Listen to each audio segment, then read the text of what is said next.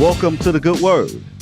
My name is Vincent Goodwill, senior NBA writer at Yahoo Sports. We are part of the Ball Don't Lie network, where you get a bunch of NBA podcasts, and we are also on YouTube. Because today is Wednesday, it is a solo show before I fly to Las Vegas for the in-season tournament. It's just me and John. We're going to talk some in-season tournament. But before we get to the actual preview of the Final Four, the semifinals and finals, which will take place tomorrow and Saturday, we, of course, have to get into last night. Last night in Los Angeles. I'm not going to say that it was a robbery. I'm not going to say it was a heist. I'm not even going to say the fix was in. But, John, I need to hear that sound. Michael, he never picked it up and then but he didn't touch it with both hands. Yeah, That's the thing. You think so, Michael? 55 hits, 2 to come. Michael, I didn't see 2 hands on him, Michael. Yeah. But I believe you. You did. But I believe you. I saw one. I only saw the one hand on him. So that is a clip, John, from Michael Jordan's last game. He was with the Wizards. They were in Philadelphia, and Michael was talking about a double dribble after a foul was called against his Wizards. People actually think, John, that Tommy Nunez changed the call because Michael Jordan said so, right? Because of that small clip, people are idiots, and they think that that's what happened. You know that kind of happened last night, though, John. What happened last night? The kind of happened last night where LeBron said, timeout, timeout. He put the Chris Webber timeout. And only one thing happened on the way to the timeout. The Lakers didn't have the damn ball, okay? And you guys have all seen the play. Austin Reeves, he tries to, let's say, he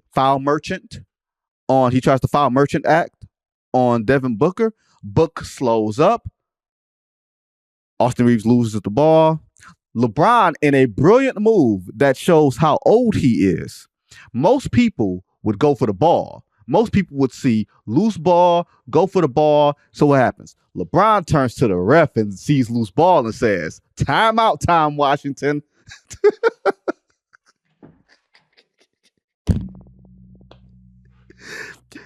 John, did you not see that, John? Did you see that? No, I saw it. And what's funny is because it was your birthday 2 days ago, and LeBron's birthday is coming up in a couple weeks, and my birthday is a couple weeks after that. I'm right where you are. Like that was a perfect, I'm gonna save my energy type of move. Like, I'm not gonna jump on the floor and get into a scrap, all that. I'm just gonna yell timeout and I'm gonna get it. And like, here's the thing is, I don't think LeBron was trying to cheat. I don't think LeBron was like, oh, it's a loose ball, let me call timeout. And I don't think the ref was like, let me give this to the Lakers because I want the Lakers to win.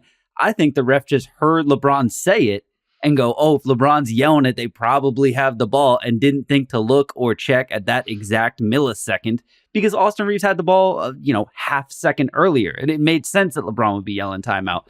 But yeah, it's funny that it happened. Yes, it's funny that it happened. It's funnier because Tom Washington, who's really respected ref, right? He didn't even have the line of sight to see where the ball was. LeBron was actually in his way. Similar to in the way that officials, you have like trail officials who are kind of behind the play. You've got someone who's literally parallel to the ball, and then you have a third official. Before they used to have 3, before they used to have 2 officials.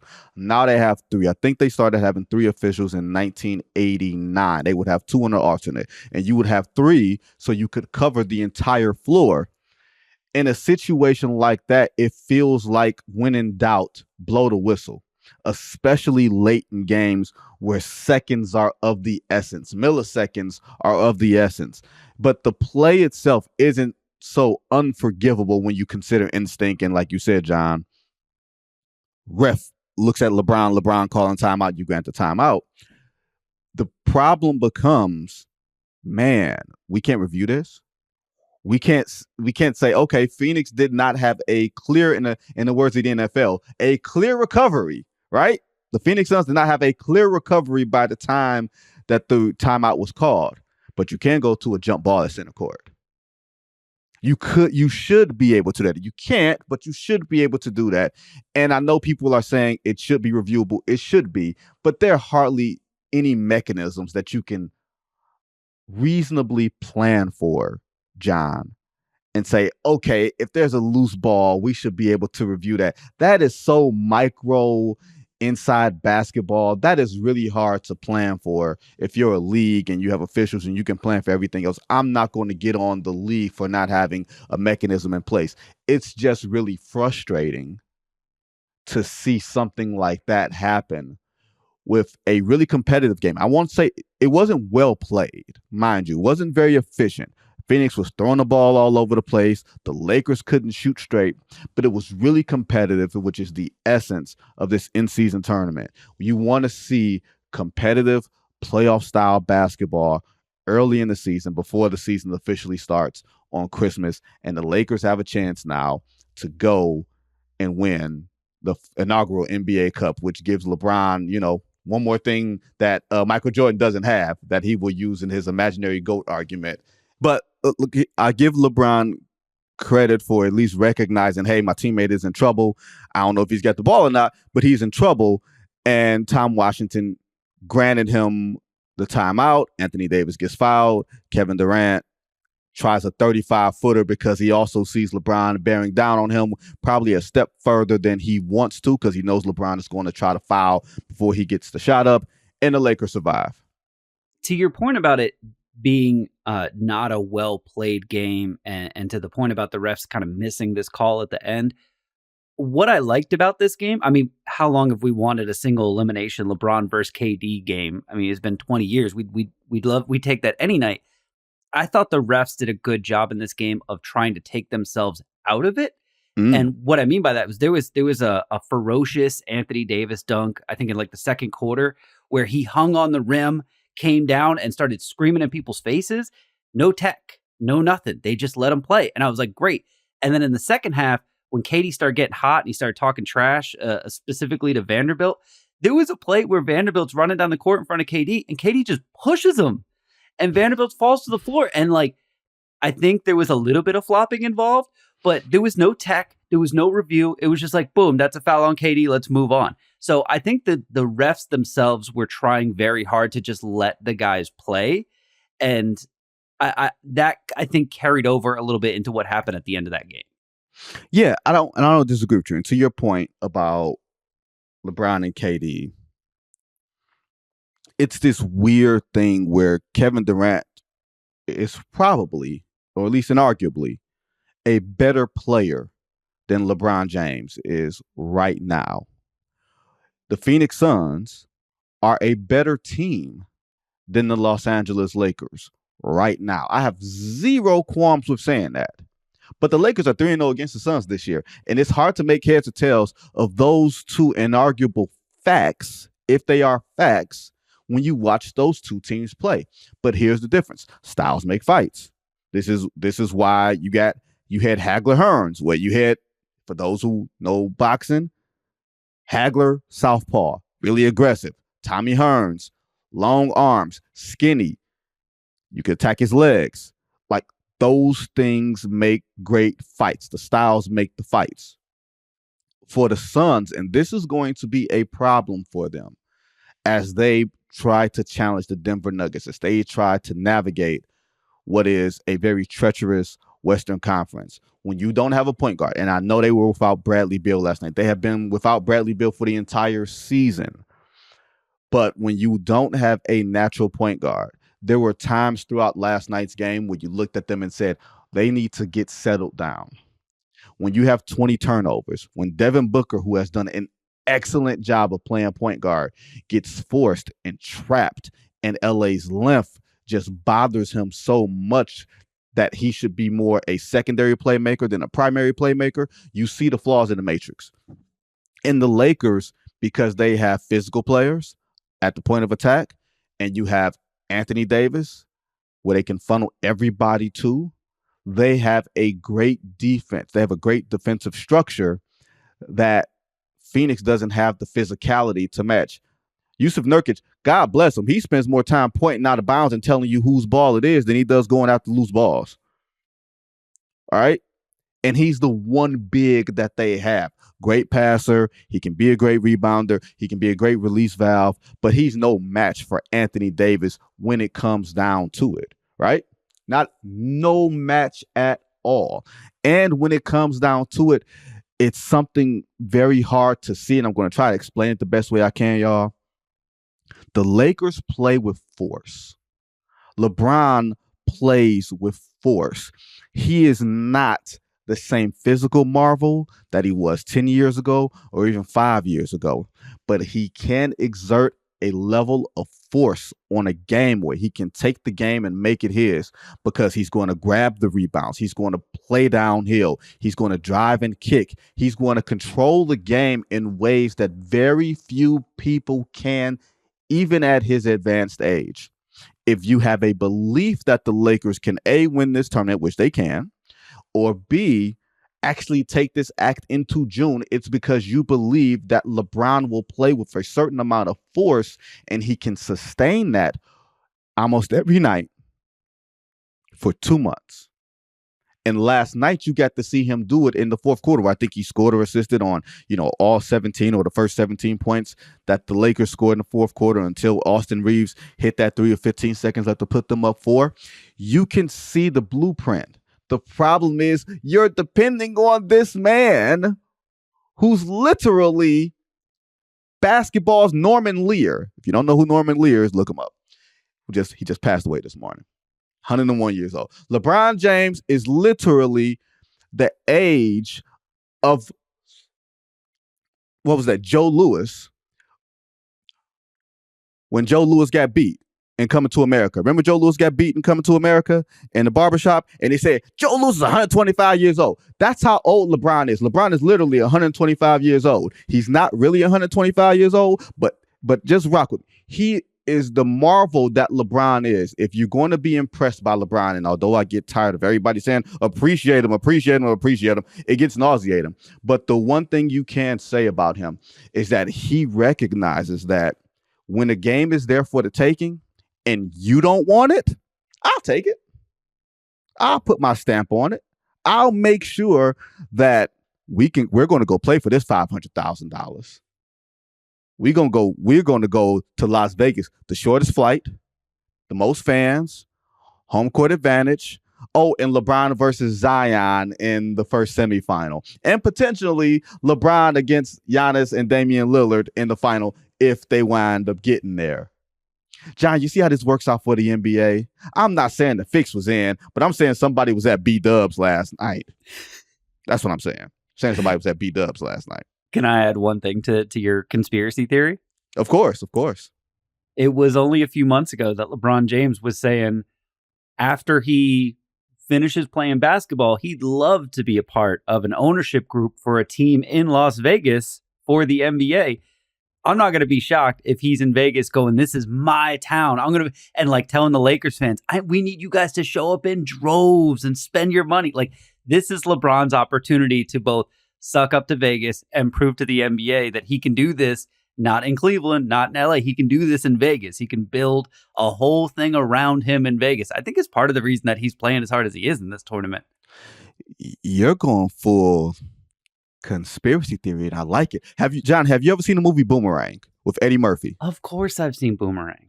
Okay, so there's this scene. It's one of the funniest scenes in the movie that it's just weirdly one of the funniest scenes in the movie. Martin Lawrence, that was like a tour de force of a bunch of comic greats, right? Martin Lawrence and Eddie Murphy and David Alan Grier are in a pool hall, and Martin Lawrence is talking about the pool surface, and he says the game is over when the white ball knocks the black ball completely off the face of the earth. And then Eddie Murphy jumps in and says, the pool table is flat, because he used to say the world was flat. And Martin just loses his mind because he thinks that Marcus Graham is right there with him. He thinks I'm a crackpot, but I have found my guy, because he finally gets it, right?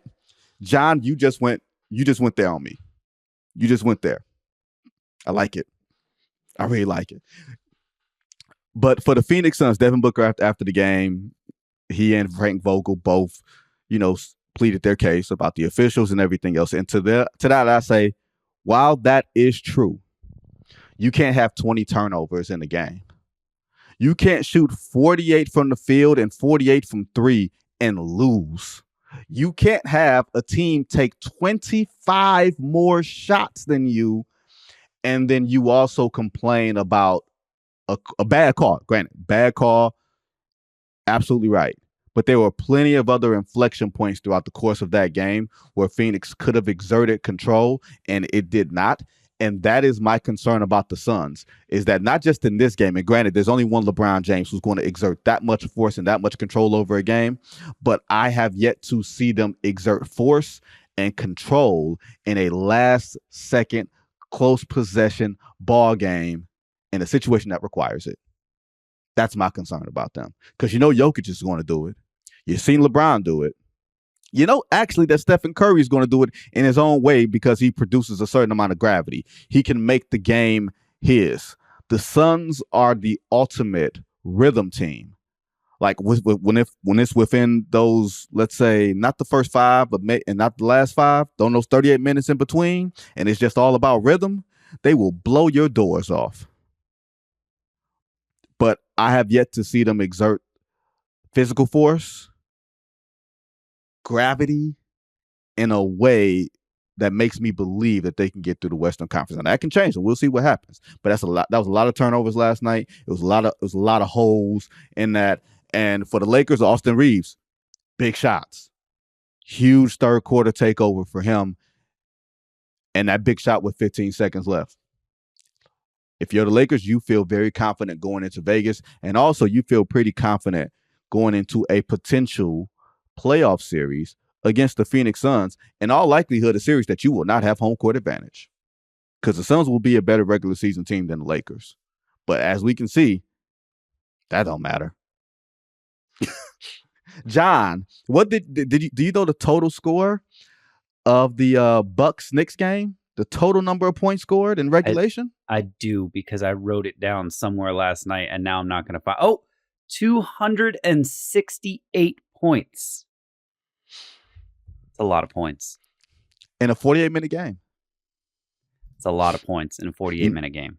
You know what that meant? Defense optional. Yeah, which is bad news for Tom Thibodeau and the New York Knicks.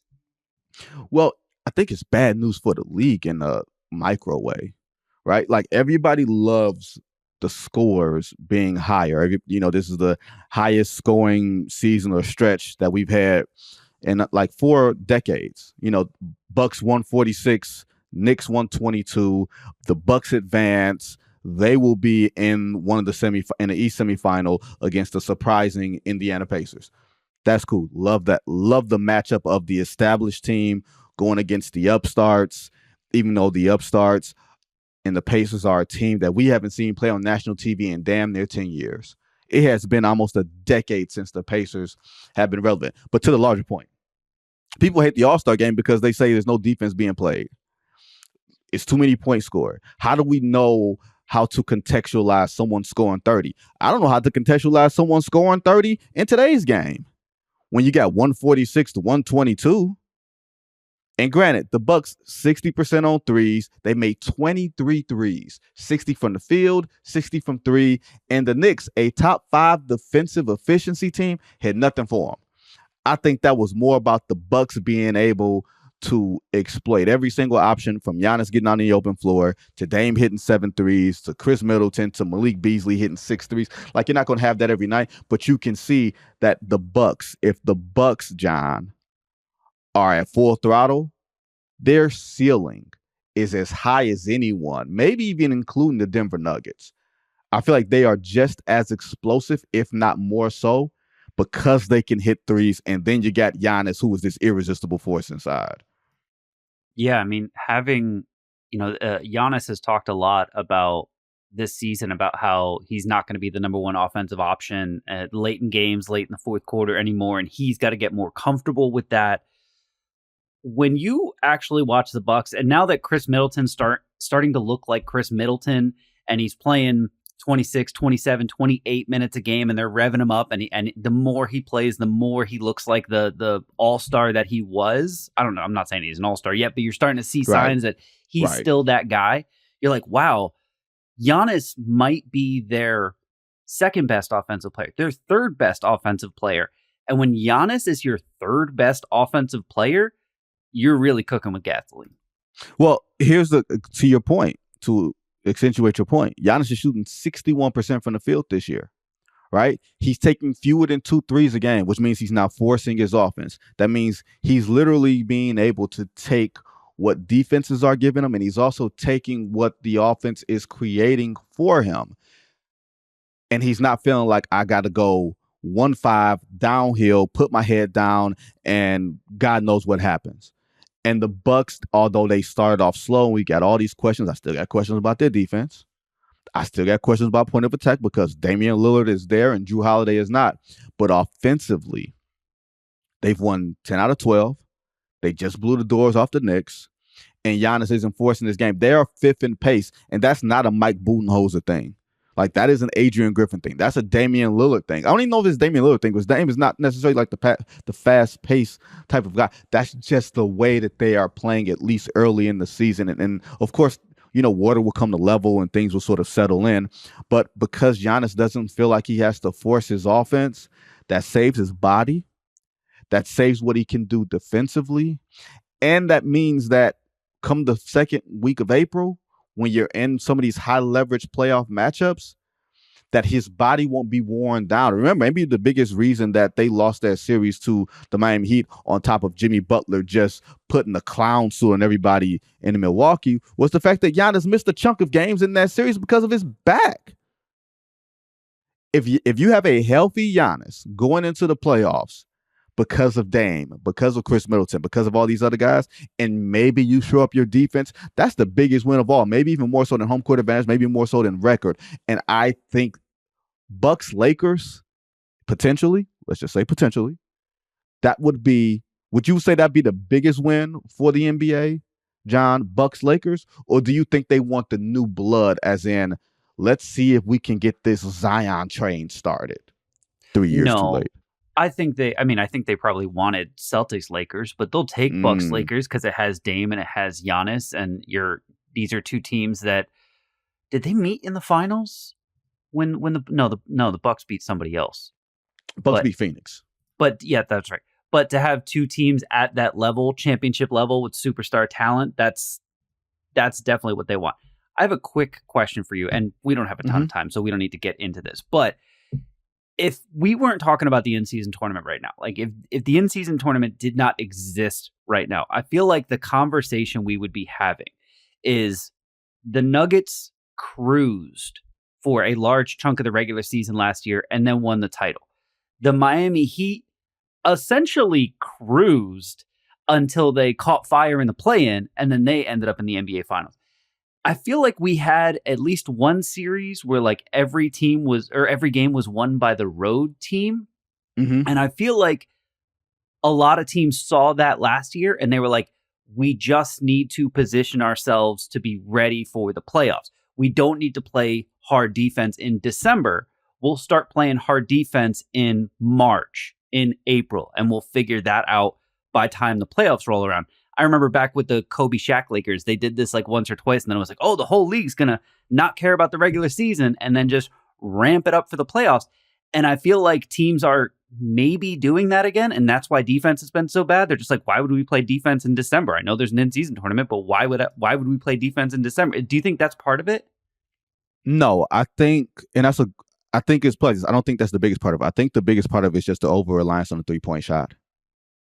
And the fact that teams maybe are starting to crash the glass offensively a little bit more than they used to. So you're creating extra possessions offensively. And because take the Knicks, Milwaukee is the perfect example. Milwaukee made 23 threes. The Knicks made 7. That's what, if the math is right, that is a 48-point difference. Mm-hmm. Just on 3-point shooting alone. Mm-hmm. So to your point about defense, or to your point about playoff basketball, here's where teams get it wrong, especially with the load management stuff, which hopefully will curtail. But in a macro conversation, you'll get what I'm saying. Your first test of hard cannot be during the NBA playoffs.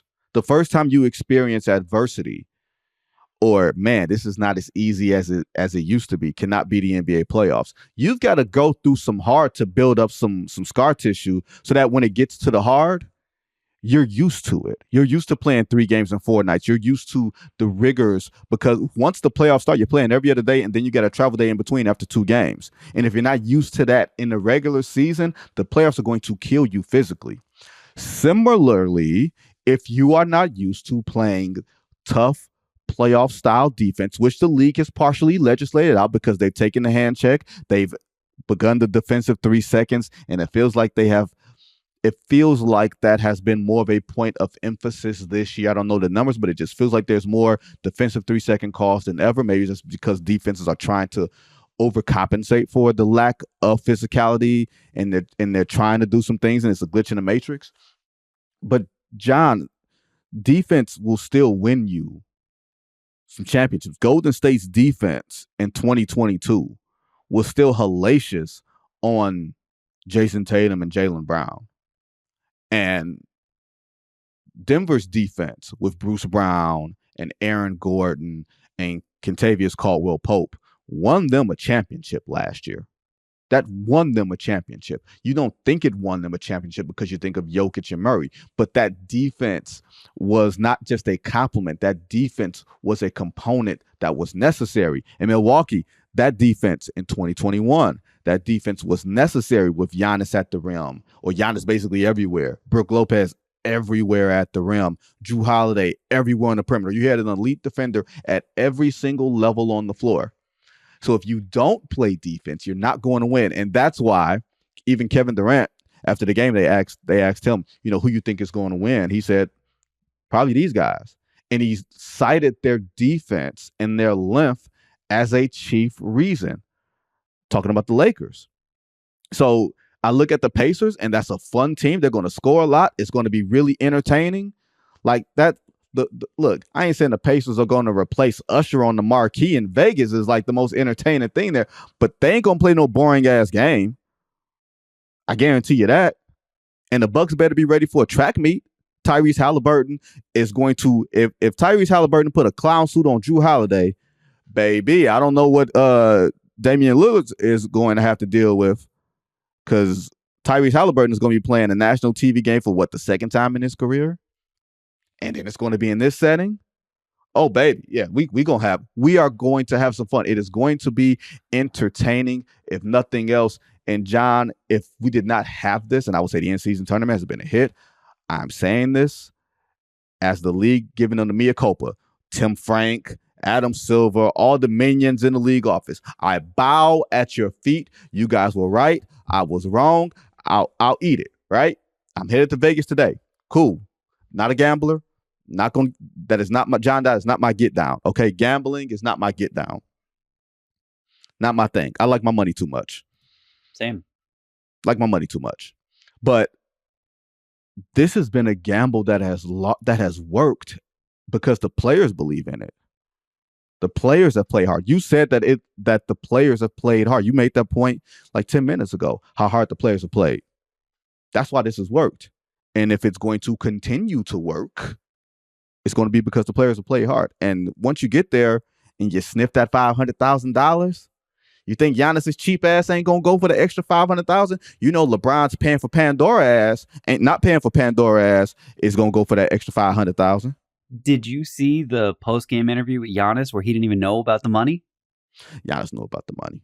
Come on now. I think Giannis thought if we win it all, we get $500K. But wasn't it your buddy, Jared Greenberg? Yes, friend of the show, Jared Greenberg. Yeah, and he was pointing out to Giannis that is it the loser of the final game, like second place team, where they all get $100K, or is it the other? No. Teams? I think the breakdown is 500, 250, and then the 2 teams who go there and don't win a game, they get $100K. So you're guaranteed $100K. I actually, and like we always end up on the good word talking about playing pickup basketball, but I know the NBA was like, we got to put money on the line, so the guys are into it. I think the guys are just into it because it's more competitive than a regular season game. Like, I think LeBron and KD last night were not sitting there going, I got to get this money for me, or I got to get this money for my teammates. I think they were simply saying, I'm not going home. Like, I'm going to Vegas because I'm better than you. I'm going to prove that I deserve to go to Vegas and be on the national TV and be the only game on Saturday night or whatever for the final. Like, I think some of this is just the competitive juices that get going once you're on the court that are a lot more competitive than a Tuesday night in a normal December thing where it's like, oh, whatever, there's 82 of these things, right? That's true. That's true. And you're right. And to further bring up that point, these guys are the most competitive dudes walking the face of the earth. You put something in front of them, they're going to go for it. They're competitive when it comes to everything. They're competitive at dinner, okay? They're competitive at things they shouldn't be competitive about. They're very competitive, right? I think I got that. Yes, you did. You did get that, John. Look at you. Look at John. John is with me today. That's what I'm talking about. But what's going to be sad, y'all? Man, we're going to have to go back to regular old NBA basketball like after this week. We got to go to regular old basketball up until Christmas. But it's a great I think it ends at the right time. I know people want to try to extend it because when you have too much of a good thing, you got to have more of it. But I think it ends at the right time because you want to give teams a chance to figure themselves out. And then you go into Christmas, and then you go into a little bit of the dog days of the season, right around the time of the NFL playoffs and Super Bowl. And then you go into All-Star. And then right after that, it's the Mad Dash. Because you know what happens after that? Everybody's going to be in a battle for, are we getting in the top 6? Are we getting in the play-in? Can we avoid the play-in? Like this flows into the natural NBA calendar. Another Adam Silver production about that play-in tournament that I was pretty damn skeptical about. I'm just going to shut my damn mouth about being skeptical about the NBA right now. The only thing I'll be skeptical about, John, is these damn technical fouls, these damn ejections. I didn't like LeBron and Ime Udoka being. I didn't like that. I didn't like that, but that's minor. Ime Udoka had a technical. He probably shouldn't have. He probably shouldn't have engaged with LeBron. And I will say this as we close out: the Lakers. I won't say they punked Phoenix, but they exerted a certain amount of force against the Phoenix Suns that Ime Udoka does not believe the Lakers have. He doesn't believe that the Lakers are that tough a team at all. I wonder what he thinks of the Suns. And that is where we will end today's show. That's all we have for you on the good word. I am headed to Las Vegas for the in-season tournament. Me and Jake Fisher will be there. I will try to prevent Jake from gambling his life away. Thanks to producer John and everybody who works so hard behind the scenes on this podcast. Jake and Dan will be back for another episode of No Cap Room tomorrow. And I will be back with another episode of The Good Word on Monday. Until then, everybody be safe.